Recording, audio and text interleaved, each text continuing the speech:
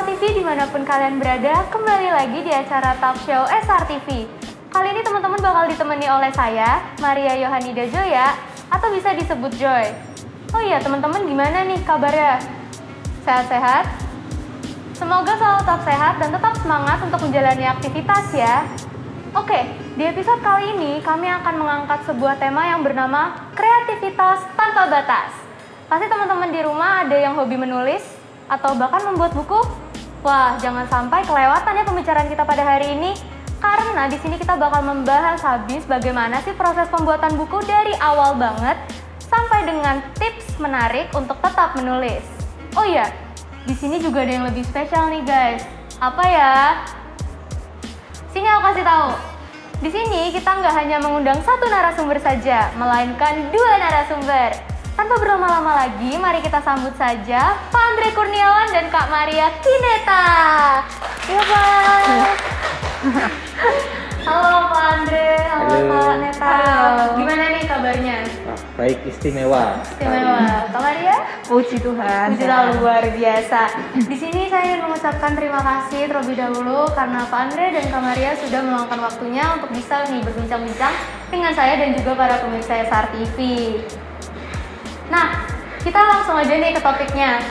Oh iya teman-teman, udah pada tahu belum nih kalau Pak Andre dan Kak Maria ini adalah seorang penulis loh.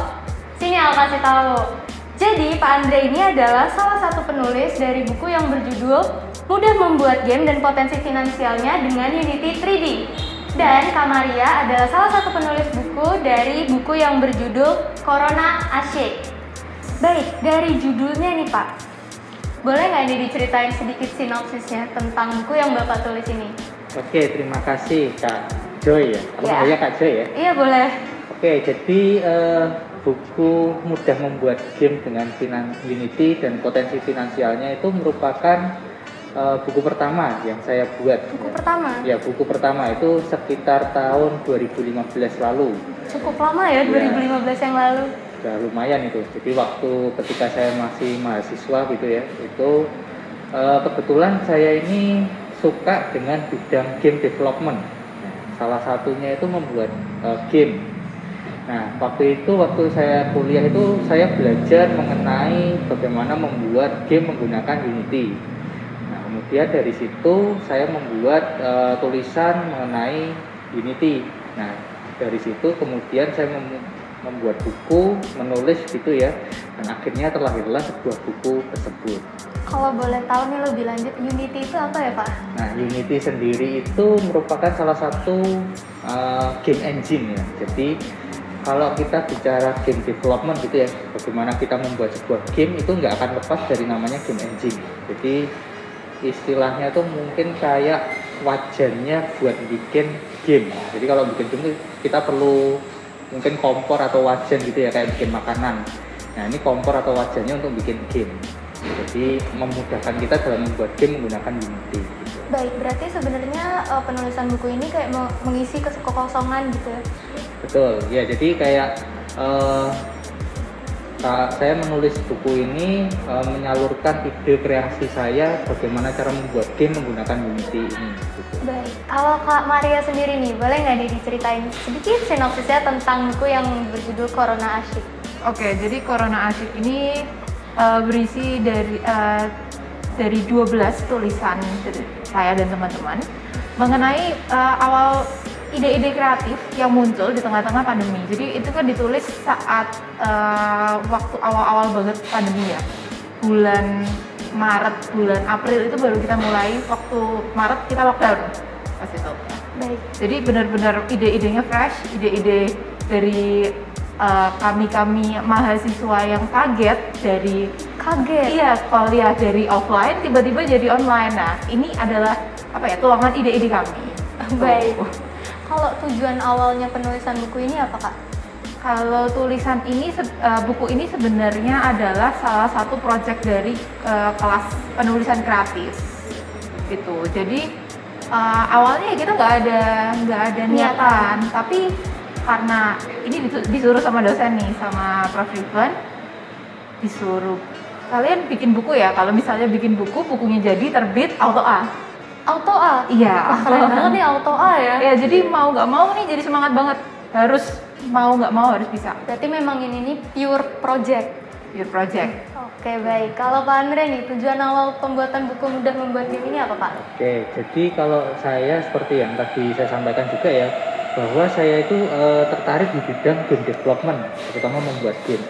Nah, kebetulan waktu itu yang lagi trending gitu ya, itu kan kita membuat game menggunakan Unity. Nah, kemudian dari situ saya mempelajari terlebih dahulu gitu ya, bagaimana membuat game menggunakan Unity. Nah, kemudian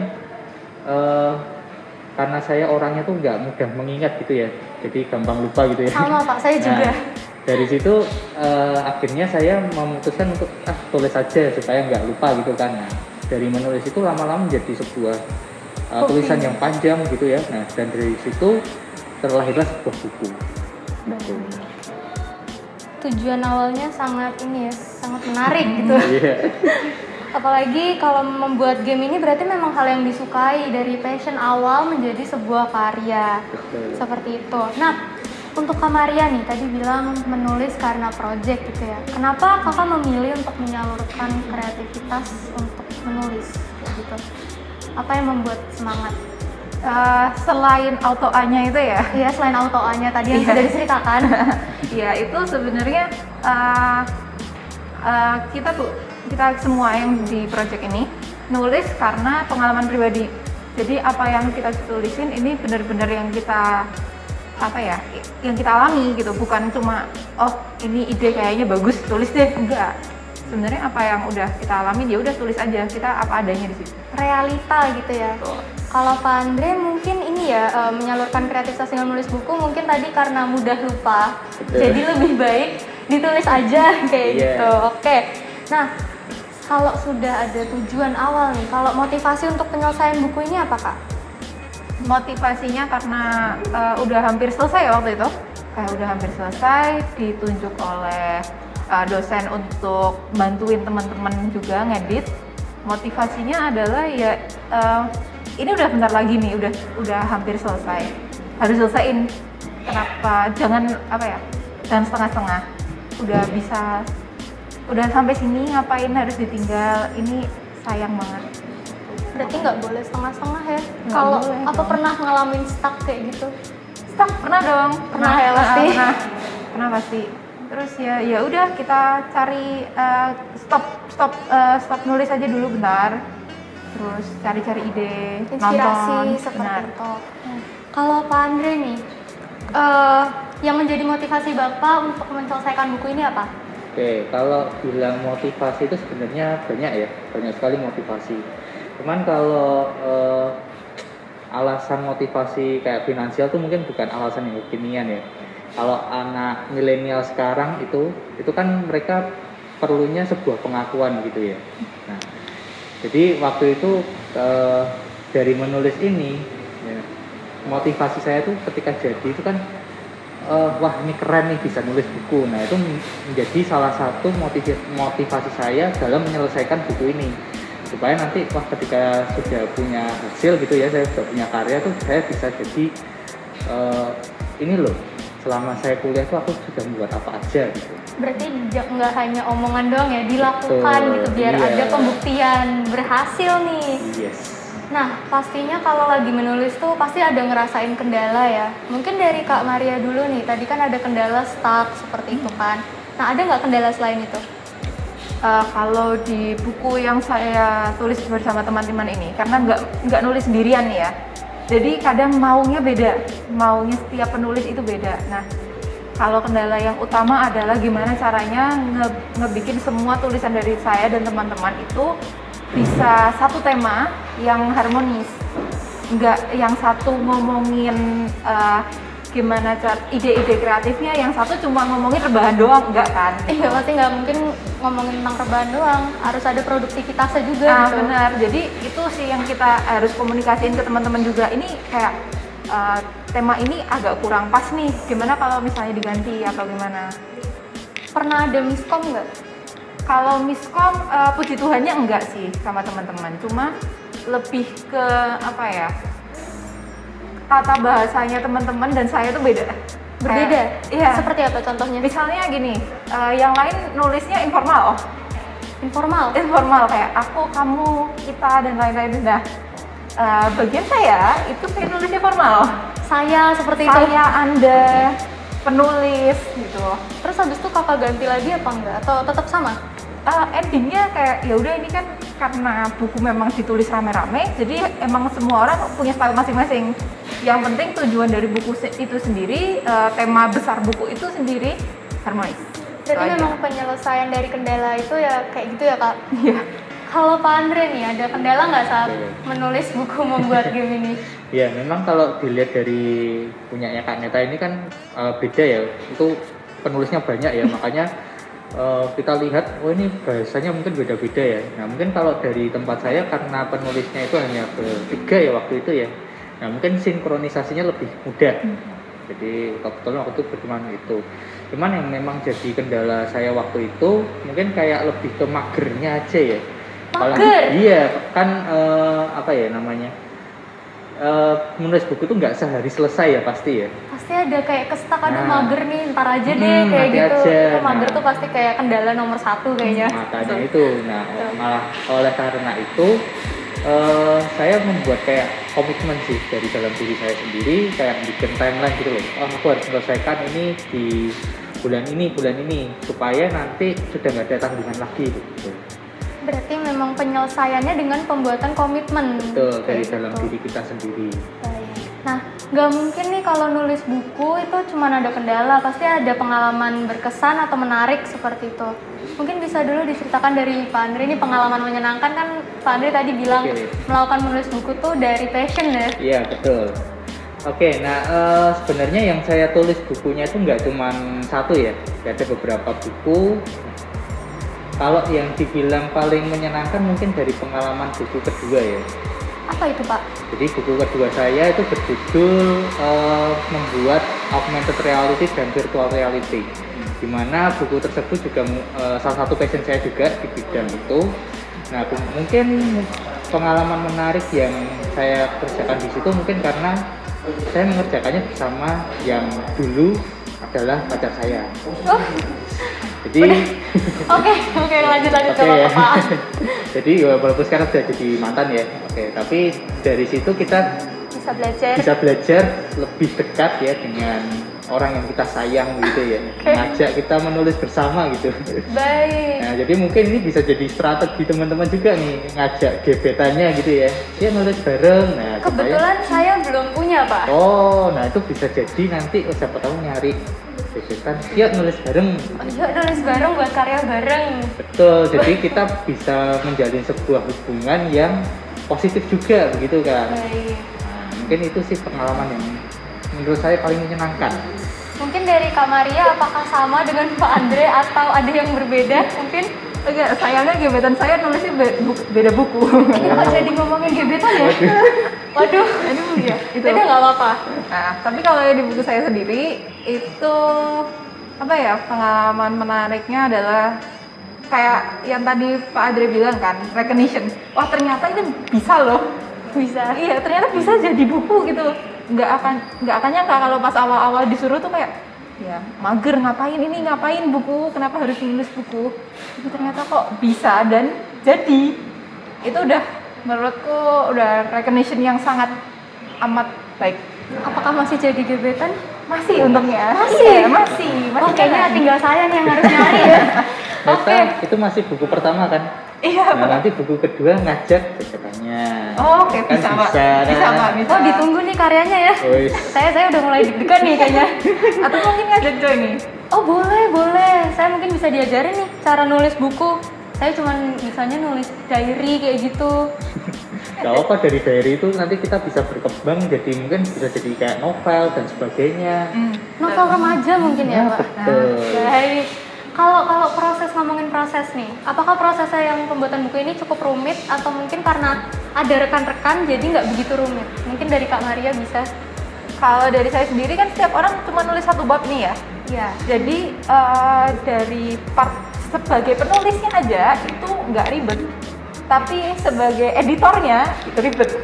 Editornya malah. Iya, editornya ribet karena saya dan teman saya satu orang, Evangeline Yunike itu dipasrai kewajiban untuk bantu nyusun karangan-karangan dari teman-teman. Jadi, nah itu kita sampai begadang 2 hari kayaknya buat ngedit dan nyunting tulisan-tulisan dari teman-teman aja. Nah kalau boleh tahu nih, sedikit kasih bocoran nih, kakak nulis di bagian bab apa nih? Oke, aku nulis di bagian bab pertama. Pertama banget ya? Pertama banget, dan aku sendiri udah lupa judulnya apa. Oh ya? Iya, jujur aja udah lupa judulnya apa, tapi mengenai apa ya, waktu itu ada temen datang, terus aku suka masak nih di rumah. Suka masak? Ya, hobi masak berarti ya? Iya, udah hobi masak, terus ya udah aku masak nih rame-rame, masak burger, semuanya homemade. Terus kayak temenku nyeletuk ini, kayaknya bisa dijual nih. Oh. Ya, akhirnya beneran deh dijual. Dan kayak itu jadi inspirasi buku dari bab aku, yaitu gimana caranya bikin cuan di masa pandemi. Baik, berarti emang kalau bisa masak itu memang calon pasangan idaman ya? Amin gitu kan ya. Kalau Pak Andre nih gimana prosesnya? Apakah mungkin ada yang sama atau ada yang berbeda dari Kak Maria? Yang jelas pasti berbeda ya. Kalau tadi Maria Kineta ini kan mungkin susahnya di editingnya. Sedangkan kalau di tempat saya kan karena penulisnya sedikit, lebih susah dibikin kontennya karena kontennya pasti banyak, tetapi editingnya gampang karena sudah sinkron dari awal gitu ya. Prosesnya kalau dari situ sih nggak terlalu susah ya, karena kan emang itu juga dari passion saya dari situ.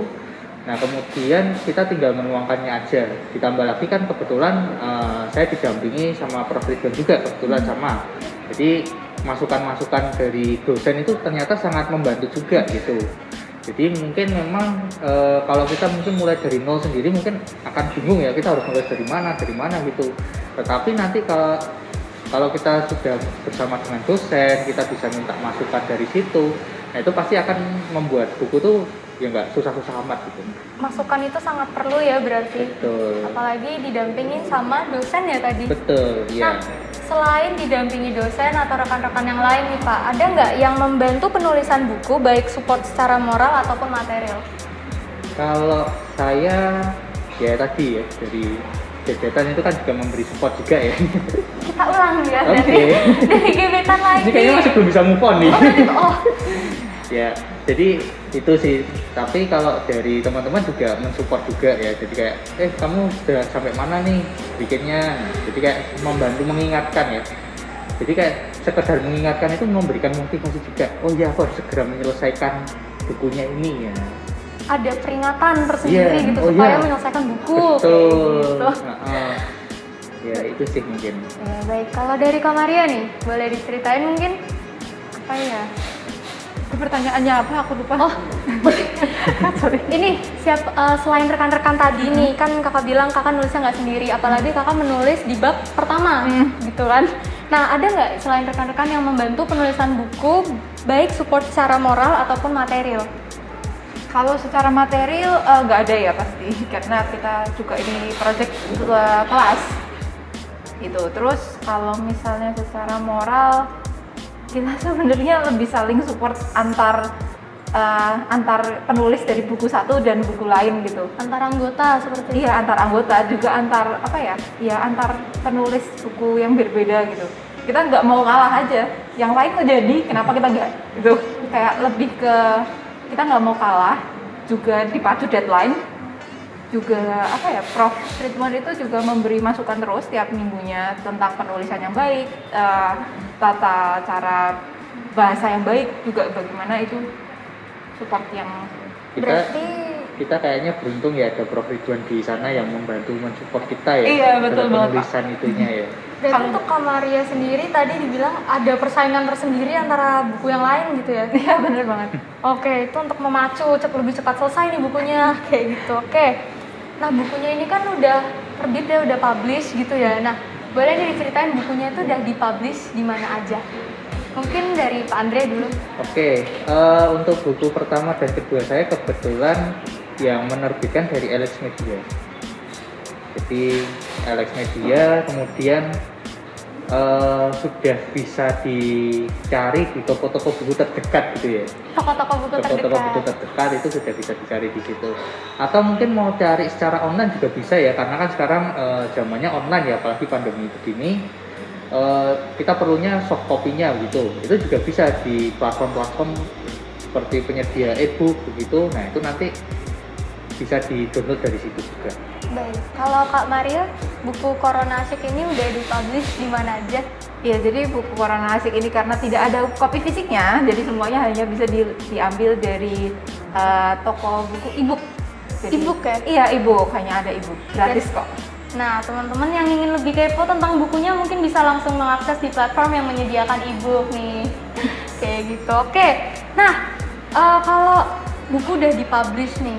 Nah, respon dari keluarga, kerabat atau mungkin gebetan yang tadi sudah disebutkan itu responnya gimana nih setelah membaca buku Bapak dan yang Kak Maria tulis? Mungkin dari Kak Maria dulu. Oke. Kalau dari teman-teman dan juga dari kerabat-kerabat terdekat, mereka kayak bangga sih. Kenapa kita ada satu anggota keluarga, ada satu temen nih yang ternyata udah bisa nge-publish bukunya sendiri, karena di kalangan teman-teman, di kalangan keluarga itu belum ada sama sekali.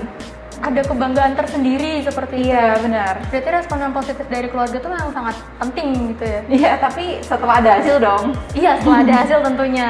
Kalau Pak Andre nih? Oke, kalau aku mendadak jadi famous gitu ya. Oh, mendadak jadi? Mendadak jadi seleb. famous, iya Seleb seleb nih. gitu.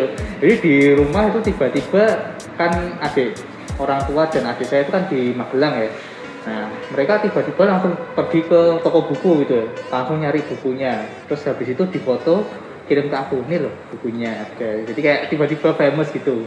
Tiba-tiba famous, wah ini ada yang karya nih dari Iya. keluarga kita, ada yang nulis karya seperti Betul, itu. teman-teman juga sama pada cari-cari ke Gramet, oh ini loh ada, terus foto bareng gitu. Oh iya, baik. Nah, kalau misalkan tadi bilang sudah ada respon nih, ada nggak kira-kira kritikan yang mungkin bisa membangun lebih untuk kedepannya seperti itu? Dari Pak Andre mungkin? Kritikan apa ya, untuk membangun kritikan gimana ya, kayak contohnya Kayak mungkin bisa lebih, dalam menulis ya. iya dalam menulis. Oke, kalau menulis mungkin apa ya? Yang penting itu kita menulis dulu aja ya. Entah itu mungkin kita nggak tahu mau nulis apa gitu ya. Mungkin kita mau nulis mulai dari hobi kita dulu gitu ya. Mulai dari hobi kita mau menulis apa. Nah, nanti dari situ kita mulai tulis dulu seadanya. Nah, nanti itu lama-lama pasti akan menjadi sebuah buku. Nah, nanti ketika sudah jadi sebuah buku itu kita bisa mungkin terbitkan di beberapa platform ya. Sekarang kalau kita lihat itu, kalau kita mau upload ke platform e-book itu juga sudah lebih mudah daripada dulu kan. Terus juga mungkin kalau mau ke secara fisik mungkin kita bisa kayak menghubungi dosen gitu ya. Biasanya kan dosen punya kenalan-kenalan dari apa namanya, penerbit-penerbit. Nah, mungkin dari situ mungkin bisa kita lewat situ begitu. Baik, tadi kan di awal nih kita udah ngomongin tentang proses pembuatan buku, pengalaman menyenangkan atau berkesan, dan juga kendala. Tapi tentunya kendala itu bisa diatasi dengan baik, seperti itu kan. Nah, untuk kedepannya nih, ada nggak rencana untuk menulis buku lagi ke depannya? Mungkin dari Kak Maria dulu? Oh iya, apa-apa. Kalau ke depan masih belum ada rencana, tapi akhir-akhir ini baru diajak oleh dosen juga untuk kolaborasi menulis dengan teman-teman sesama mahasiswa juga. Boleh dikasih bocoran sedikit nggak tentang apa? Tentang satu aplikasi yang sudah launch belum ya Pak? Yang apa ya? Tapi mau. Oh, hampir. Oh udah ya, hampir launch Hampir. itu ya, tentang satu aplikasi yang membantu orang-orang dengan kepribadian ambang. Kepribadian ambang itu seperti apa ya? Itu saya Itu kurang. biar jadi kejutan nanti. Baik, Itu kayaknya nanti terima harus perlu disensor dikit dulu. Nama aplikasinya nunggu launching dulu. Iya, nunggu launching dulu baru kita Iya. semua bakal tahu bocorannya. Iya, Oke. tapi kayak sebagai beta tester gitu lah intinya. Tapi kalau dikasih kesempatan menulis nih Kak, Kakak pengen nulis, ada niatan untuk nulis buku sendiri. Kira-kira genre apa ini yang Kakak pengen? Oke, kalau misalnya dikasih kesempatan ya, Ya, aku emang anak ilmu komputer nih ya, mahasiswa ilmu komputer, tapi sebenarnya suka masak. Jadi aku akan mencoba untuk membuat Resep-resep. Iya, cookbook itu. Resep-resep masak. Tuh. Mungkin perlu sih kakak buat itu, buat saya beli mungkin, karena saya yang kurang pandai memasak nih, mungkin bisa Iya, banget iya. pakai resep yang kakak buat kayak gitu. Baik. Bisa. Saya tunggu nih ya kak. Siap. Kalau Pak Oke. Andre nih, Ya, aku nulis buku itu sudah agak lama ya, 2015, kemudian nulis yang kedua itu 2017, terus yang terakhir ini nulis di chapter book juga, ini sekitar tahun 2020. Rencana ke depan pasti ada ya, pengen lagi ya, karena kan tadi selain kita menuliskan buku ini hanya untuk menuangkan kreativitas kita juga bisa mendapat pengakuan dari situ juga gitu ya. Pasti kedepannya ada, cuman memang masih direncanakan, jadi belum ada penulisan sih. Jadi pasti ada, tinggal tunggu tanggal mainnya. tinggal tunggu tanggal mainnya. Biar pada penasaran. Biar pada penasaran. Iya. Tapi sepertinya saya juga udah kepo nih. Waduh. Mulai dari sekarang sudah mulai kepo nih. Nah. Tapi kalau ngomongin genre nih, genre buku apa nih yang Bapak suka? Kalau saya sendiri suka yang ke bagian non fiction ya, jadi kayak terkait dengan ilmu khususnya ya ilmu komputer ya, karena saya mendalaminya di bagian komputer. Kalau lebih spesifik lagi berarti lebih ke dalam desain game. Jadi saya mungkin kedepannya akan membuat ke topik-topik seperti itu, atau mungkin ke arah yang augmented reality gitu. Jadi teknologi-teknologi yang seperti sekarang ini.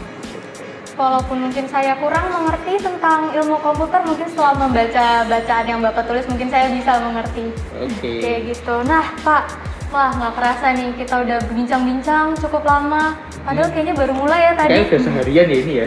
Kayaknya udah seharian. Ini udah malam nih kayaknya. Oh, kayaknya udah malam nih di luar juga, bener banget nih. Oke.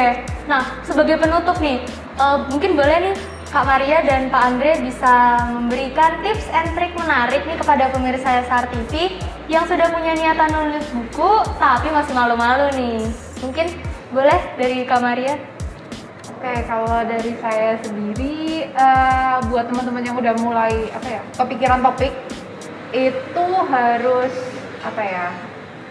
pikirin matang-matang dulu dari backgroundnya, dari latar belakang hingga penutup, dari latar belakang, isi penutup. Jadi sistematikanya itu perlu dipikirin dulu buat kerangka-kerangkanya dulu, jangan langsung nulis dulu gitu lah. Kalau itu dari aku. Kalau dari Pak Andre sendiri? Oke, kalau dari saya mungkin lebih kayak teman-teman mulai kelas dulu aja gitu ya. Mau nulis buku tuh yang penting itu ada semangat dari dalam kita tuh pengen nulis buku. Ada niatan. Niatannya begitu. Nah, terkait topik yang ditulis apa, mungkin dari teman-teman itu kan pasti punya yang namanya hobi ya. Mungkin bisa berawal dari hobinya sendiri ya. Mungkin entah itu mau hobinya masak kayak Maria Kineta, saya suka main game. Mungkin Kak Jo hobinya apa? Saya suka menonton anime. Wah, nonton anime bisa nih cara membuat anime gitu ya. Cara membuat anime. Dari mendesain gambar, membuat karakter dan sebagainya. Nah, mungkin dari hobi-hobi kita itu kita bisa menuangkannya idenya dalam bentuk tulisan, dan kemudian kita bisa luncurkan menjadi sebuah buku yang tentu akan menjadi kebanggaan kita nanti saat sudah launching. Ada kebanggaan tersendiri nih kalau udah launching sendiri, apalagi karya yang kita buat dengan tangan kita sendiri, homemade ya. Yes. Oke. Nah, untuk teman-teman SR TV ini mungkin yang masih ragu-ragu untuk menulis atau membuat buku, mungkin dari tips yang diberikan oleh Kak Maria dan Pak Andre mungkin bisa berguna untuk kalian. Nah, di sini saya ingin mengucapkan terima kasih sekali lagi untuk Pak Andre dan Kak Maria karena sudah meluangkan waktunya untuk bisa mengobrol dengan saya dan juga para pemirsa SR TV. Oke, nah para pemirsa, jangan lupa untuk subscribe YouTube Supra TV, nyalakan loncengnya, dan jangan lupa untuk klik like, share, and comment pendapat kamu tentang video pada hari ini ya. Teman-teman juga bisa request loh berbagai topik menarik yang ingin dibahas dengan cara DM saja ke Instagram kita @suprafm dan Twitter kita di @suprafm_. Jangan lupa untuk klik follow-nya karena di sana ada banyak sekali konten menarik sekaligus live Instagram bersama narasumber lainnya. Oh iya nih teman-teman, kalian juga bisa follow nih para Instagram para narasumber kita.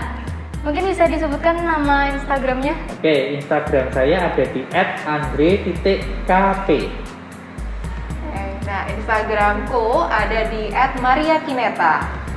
Nah, jangan lupa di follow ya teman-teman. Nah, pemirsa juga bisa follow nih Podcast Supra dengan nama Supra Podcast di Spotify yang siap menemani perjalanan dan aktivitas kalian.